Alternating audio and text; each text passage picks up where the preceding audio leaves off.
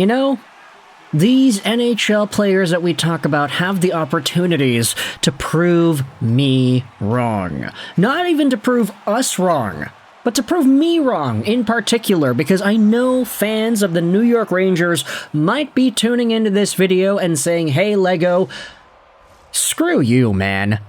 Really? You're always going out there dunking on our team, dunking on the Rangers because they traded away Kreider and Trouba, who are doing well in Anaheim, dunking on the Rangers for what happened against Detroit, and then, of course, the big one, dunking on the Rangers for employing J.T. Miller. And he is indeed the topic of conversation here because we have some pretty bad updates in regards to how he's been playing so far. This is exactly the thing. These players have the opportunities to prove me wrong. And the Rangers are playing the Vegas Golden Knights later today. Akira Schmid is going to be in net, so that will be a very interesting matchup to pay attention to. But here's the thing about that. I have gotten bit in the past because, we talked smack about a JT Miller, for example, and then he ends up scoring 2 or 3 points in the very next game. That has happened before. But despite the fact that that can potentially happen yet again today against the Vegas Golden Knights, we have to talk about things the way that they are. And the way things are right now, it's not really looking like JT Miller's having a fun time this season. We had ourselves an article posted by Trevor Beggs on Daily Hive that kind of sets the entire tone. Take a look at this. I'll leave a link in the description if you want to go out there and read it yourself. But 9 Vancouver Canucks players are outscoring JT Miller right now.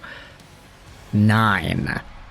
Yeah, no, save all your David Kampf and Lucas Reichel 9 jokes for later, but guess what?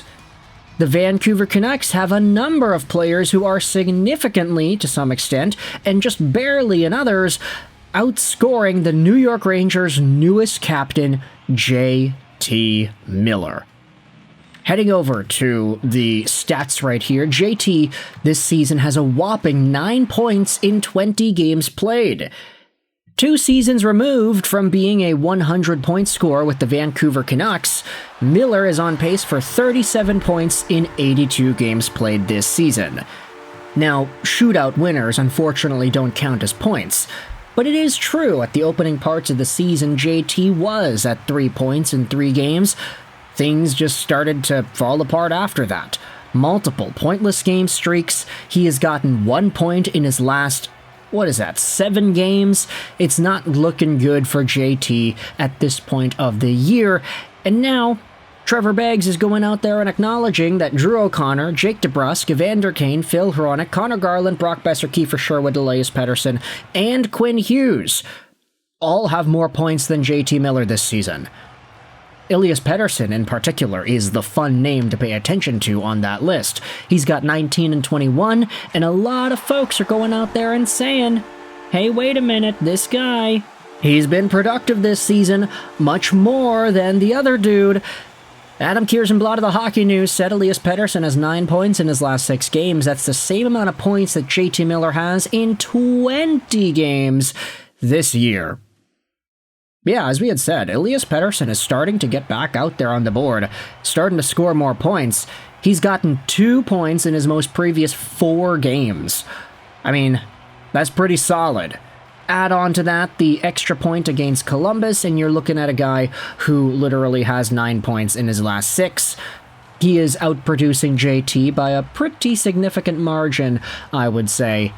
And it's all the more valuable when you acknowledge that Elias Pettersson is opening up his offense after doing all the great defensive and face-off work that he has been forced to do.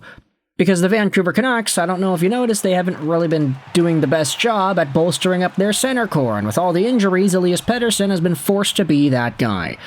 We spoke about this in the Frank Ocean thumbnailed video from last night, but Elias Pettersson is looking very strong.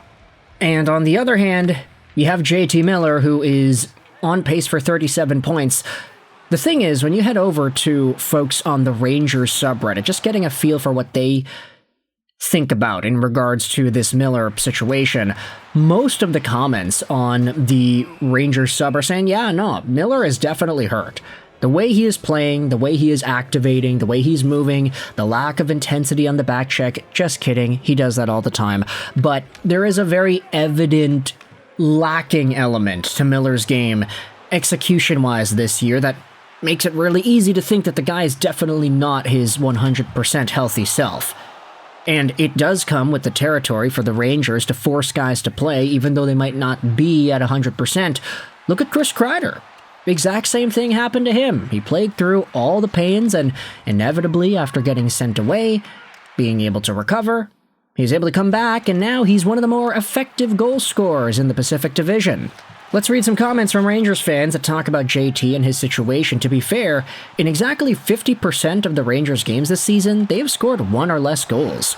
If we expect a turnaround, this is an entirely different conversation, then there'll obviously be more points to go around. JT is no doubt underperforming, and he's undoubtedly a part of the problem.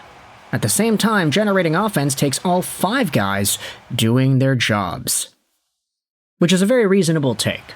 You know, if JT Miller was playing in Colorado, for example, he probably would have more points at this stage, but still, you're thinking about it like, yeah, 1 for 1, Miller to New York, Elias Pettersson in Vancouver. Obviously, Canucks fans were pretty divided on whom it was they kept and whom it was they let go. Did they keep the right guy? Did they trade the wrong guy? I'll still go out there and say that they did trade the wrong guy. They traded away Bo Horvat. This is all, of course, with hindsight included. It's very difficult to come to these conclusions in the moment. Nobody could ever tell that JT was going to ruin his relationship with Elias Pettersson in a few years after Bo Horvat got traded. But hey, if Miller was on a better scoring team, he probably would have a lot more points. Still maybe not be looking all too great, but of course, that is an element to talk about. Let's go out there and read this over here too. Miller is clearly hurt. Also, I think people are downplaying his leadership. Stubbornly playing while injured and not producing, and simultaneously hurting the team, that's not leadership. As bad as he is, this team is likely worse off having to go back to Mrtka as a number 1 center.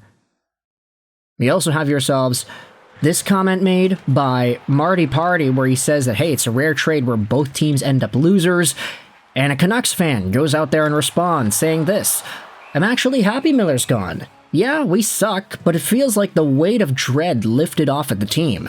After losses, Miller would be so pissed and everyone on the team was walking on eggshells.